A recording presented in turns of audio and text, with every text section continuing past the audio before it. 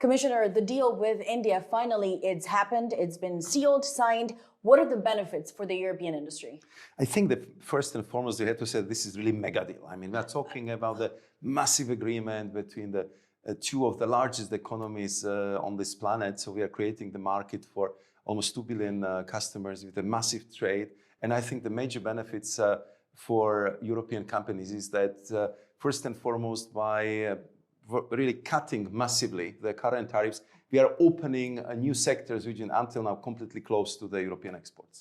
And in terms of the tariffs, because they have been cut across the board, obviously this is a country and a market that was very protected by the Indian authorities. When do you expect the impact of this deal, of course, because ultimately it's about what you can deliver, to be really felt and seen by European companies? Because we are really talking about respective cutting tariffs by 97 to 99%. And we discussed, it was actually last point, on negotiations with my good friend and colleague, Trade Minister Piyush Goyal, that we need to implement it as soon as possible. So we'll try to accelerate the ratification process on both sides. So hopefully by 2027, both businesses in India and Europe can already benefit from this very important agreement. So you expect this deal to be operational by next year? It's a matter of months. That would be a strong preference, yes. And do you think you can get that done? Obviously, there's a process that will come with it, not always easy. Of course. So this is what I was explaining yesterday, that we need to do legal scrubbing, we need to do our European translations. But I would say that current trade turmoil on the global scene is really requiring us to move much faster, to really speed up the processes. And I will do my best to talk with both member states in the Council and European Parliament that this deal really merits special attention and we need to do it as fast as possible. And Commissioner, what made the Indians finally agree to this? Because you tried multiple times, never quite worked. At the end of last year, it seemed like it was almost there, but didn't really manifest. What do you think made the Indians go, this is the right time, we cannot waste more time? I think that last year, and I felt clearly the needed attention from both sides. We created the momentum by the visit of College of Commissioners to New Delhi last year, and we both understood that the relationship between European Union and India is really strategic. That simply, I would say, the cooperation between us, opening of the commercial and trade ties will really create a huge opportunities for both of us. So I think what did the trick in the end was that we started with a new philosophy. We just been very clear about the fact that if this is sensitive for you, let's not touch it. Okay, that's a game changer in a way. Because when we look at the red lines, they have said that agriculture, that's a market where their local producers will always go first. The same applied obviously to dairy and grain. So the new approach from the European Union will say, if it's delicate, we don't touch it. Let's look at the other opportunities. Exactly. So we both agree that from our side that we would treat as Indian sensitive commodity the dairy and rice, and from their side towards us it's our traditional commodities like beef, like sugar and poultry. And you say this is the mother of all trade deals because of the access to a market of, more than 1 billion people ultimately. But are there any regrets? Something that you wish, I wish we'd gotten this in the deal, but we couldn't make it in the end? I think you cannot work with regrets here because it's very complex agreement. So I think, we had lots of interaction with our Indian partners also during this visit to India. Everyone is very pleased, and I can say that it's also on the other side. The fact that current trade, which is on the level of 180 billion euros, can be multiplied and doubled already within 5-6 years, that the number of jobs which the European companies are creating in India, and the number is already huge, 3.7 million, could be also multiplied, as well as job in Europe, because more than 800,000 people have currently the jobs in Europe thanks to the exports to India. So all these are such a significant numbers that in the end there are no regrets. And I think that we also looked to the future. So we made this agreement as future-proof as possible because we know that India is a very dynamic market.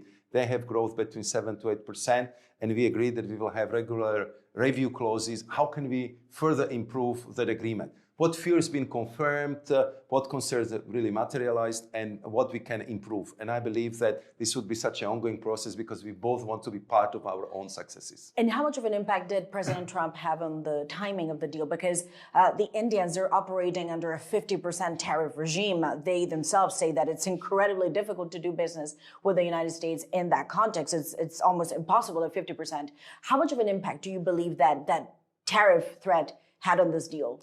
I have to say, as I already recalled several times, that indeed my phone is ringing all the time because everyone feels that the true partnership in the field of trade and economic cooperation these days is very important, that everyone wants to hedge against the instability. And I believe that this strive for predictability, for stability, for mutually advantageous deal is very strong.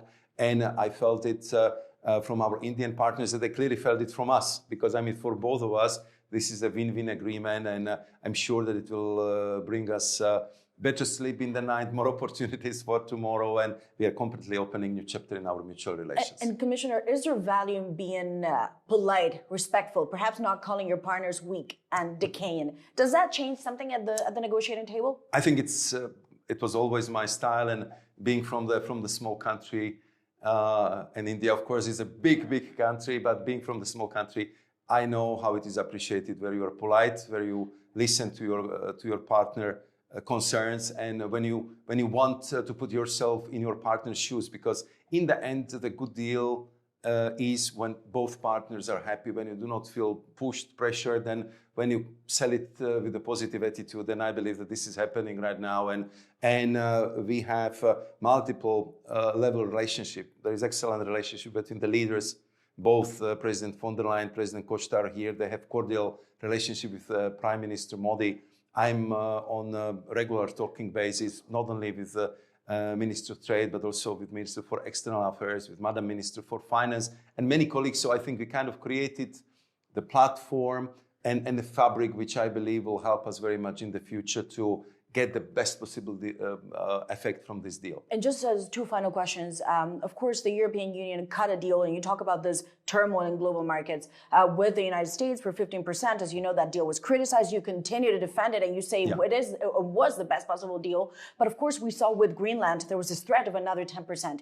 Do you really believe that you have stabilized the relationship when it comes to the U.S., or actually this is going to be an ongoing process? I think that again, I would quote the president of the European Commission, my boss, that deal is a deal. This is how we approach it. So it's final. A deal is a deal. And deal is a deal. This is how we approach it, and we want to implement it. I'm convinced that under the circumstances we negotiated, it was the best deal possible, and I can compare the notes with many of my colleagues, and I'm still very strongly behind that statement. But we've been also very clear that if it comes to territorial integrity, sovereignty, of course, that we are not weak. It's very important for us, and on this question, there is absolute and total European unity. And finally, you have a portfolio now that is strategic for the European Union. Some would argue you've become now one of the most powerful men in Brussels. I'm not sure if you take that as a good thing or actually it's going to keep you up at night. But the goal now is to turbocharge trade relationships, go and conquer new markets and do it fast. What's next for the European Union now? I think if we look at the last year, indeed, I can say that our trade policy was turbocharged. I would just highlight the fact that we managed also very difficult negotiation with Switzerland, an agreement. So we are opening some new opportunities with the UK. I am traveling there already next week. But I think a very remarkable and good agreement we concluded with Indonesia, the biggest Muslim country, and again they are extremely pleased, and we are as well with the results. We concluded the agreement with Mercosur. Now we have this mega deal with India, and of course we still have very active agenda. We are talking to the GCC countries. We are talking to the countries of Southeast Asia like Philippines, Thailand, Malaysia, and I know that also Australians are interested in relaunching and fast-tracking the negotiations. So we are permanently in negotiations with multiple partners, and I hope that Do you call them or do they call you now? I think that we had many of these agreements on the table, how it was with India for 10 years. But I think that the last year, I mean, we both felt, let's look at it again.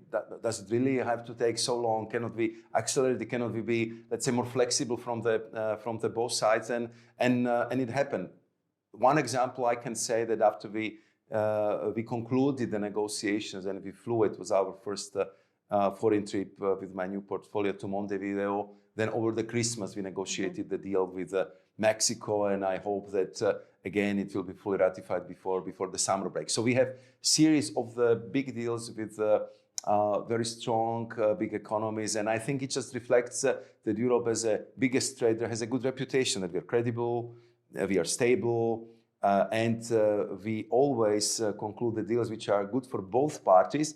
And I can demonstrate on the numbers that there is not one single free trade agreement which we signed which didn't lead to dramatic increase of trade, investment, and is good for both of us. So we are happy with the trade deals, and that's, I think, the invitation and calling card for others. Let's do the deal with Europeans. So you don't think it's the end of the multilateral trade? No, I'm absolutely convinced that, Some argue this it will is. continue. We're going back to very rough, tough politics. That's true. That, I mean, I don't think that I personally work in such a rough season, especially in trade. There is strong transactionalism, but I think that through this new partnership, we are kind of providing the counter argument to this might makes right to the power politics, which is so present in a global discourse right now. And I see how our partners value the partnership and fair approach. Well, we'll be seeing you around the world then on that note. Commissioner, thank you very much for joining us. Thank you very much for having me.